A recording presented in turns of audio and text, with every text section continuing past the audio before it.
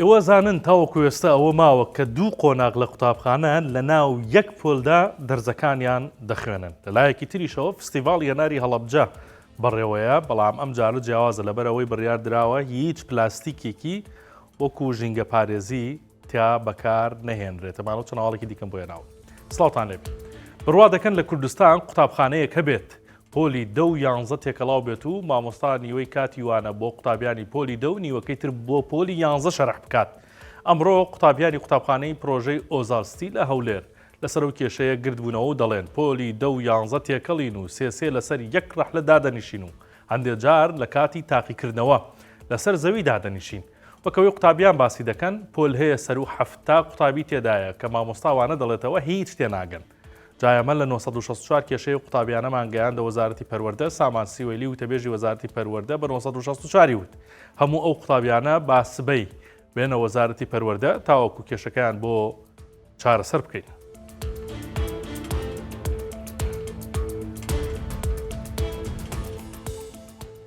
کاتێک پێیان وتم تووشی شێرپەنجە بوویت زۆر لام ناخۆش بوو، بەڵام دواتر باورەیەکی زۆرەوە ڕوبەڕوو بوومەوە و کە چوومە قۆناغی چارەسەر دەرکەوت ئەوە نەبوو کە لی دەترسام.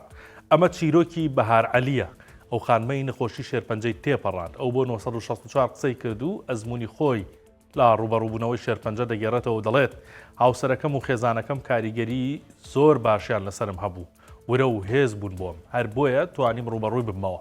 ئەو خانمە داوا لە ژنان و کچان دەکات پشکنینی مەمک پشتگوێ نەخەن و ئەگەریش خوانەکردە دەرکەوت توش بوون چۆکدا نەدەن، چونکە وەک چۆن دەرد و ناخۆشی هەیە ئاواش شفا و خۆشی هەیە.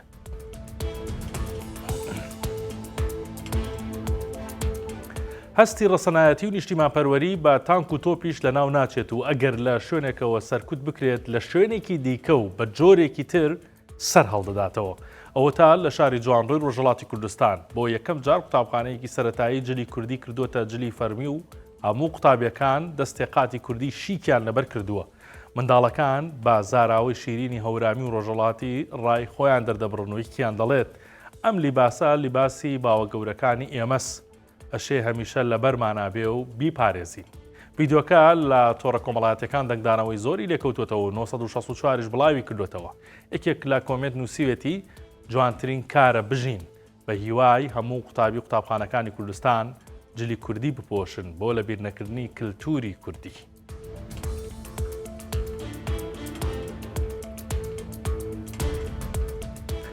ئەم پێنجشەمەیە 11یەمین فستیڤاڵی هەنار و پایزە دەست پێ دەکات. لە ئێستاشەوە ڕێکخراوێک جگەل لە سەرپەرشتیکردنی فێستیڤاڵەکە دەیانەوێت بە پێشکەشکردنی بڕێکی زۆر کەلوپەلی دۆستی ژینگە ڕێگە لە بەکارهێنانی پلاستیک بگرن لە فستیڤاڵەکەدا.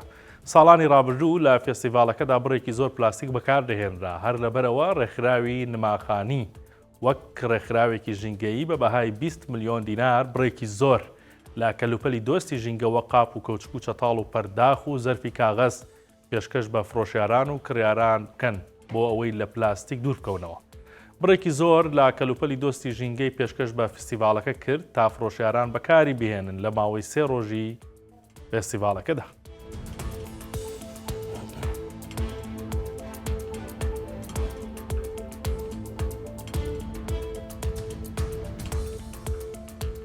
سەرنجتا ڕادەکێشم بۆ هەواڵێکی دیکە لە ماڵپەڕی 964 هەیە. هەواڵێکی خۆشە بۆ جوتیاران ئەوانەی کە لە ناوچەکانی خۆیان گەنمی وەرزی ئەم ساڵی 2025 ڕادەستی بنکەکانی وەرگرتنی گەنمیان سایلۆکان کردووە. دەتوانن لە سبەینەوە لە دوو شار لە هەڵەبجە و لە سەید سادقیش پارەی گەنمەکانیان بەشێک لە پارەی گەنمەکانیان وەربگرن. ئەمە سایلۆی هەڵەبجە ئەمڕۆ بڵاوی کردوێتەوە لە سبەینە سێشەمە 28 مانگەوە بە ژمارەی بیتاقە بە ژمارەی سەنەد کە لە کاتژمێر 11ەوە ئەوە هیچ پارەکە یان چەکەکان وەردەگرن لە ژمارە 341 تاوەکو 400 واتە 59 چەک دابش دەکەن لە سبەینەوە دەتوانن بڕۆن چەکەکانیان وەربگرن و پارەکان لە بانک بۆ خەرج دەکرێت. ئەمە مەرجی هەیە حتمەن یەکێک لە مەرجەکانەوەی و جوتیارانە دەبێت کاتی نیشتیمانیان پێبێت کە دەچن بۆ وەرگرتنی چەکەکان.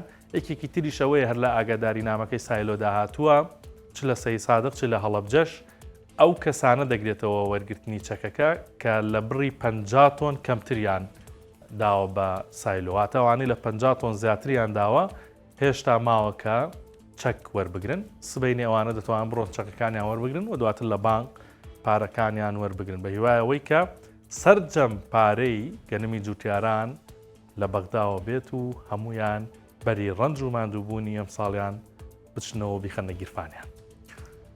ئەمە هەواڵەکانی ئەمڕۆ بوو کاتێکی شات بۆ هەموو لایەک.